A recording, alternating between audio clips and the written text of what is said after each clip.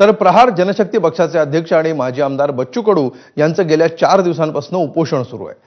शेतकऱ्यांची कर्जमाफी आणि दिव्यांगांना 6,000 रुपये मानधन यासह 17 मागण्यांसाठी बच्चू कडू अमरावतीच्या गुरुकुंज मोझरी या ठिकाणी 8 जून पासून अन्नत्याग उपोषण करतात।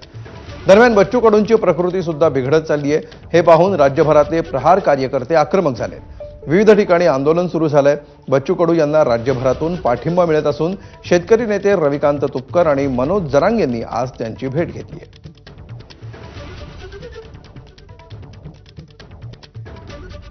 जर सरकारनं जाणून बुजून जर मोगलाईसारखी दहशत पसरवण्याचा जर प्रयत्न केला तर नुसतं प्रहार म्हणून नाही तर इथं घराघरातला बांधावरचा शेतकरी पेटून उठणार आणि ज्यावेळेस शेतकरी पेटून उठणार त्यावेळेस सरकारच्या हातात काही राहिलं नसणार।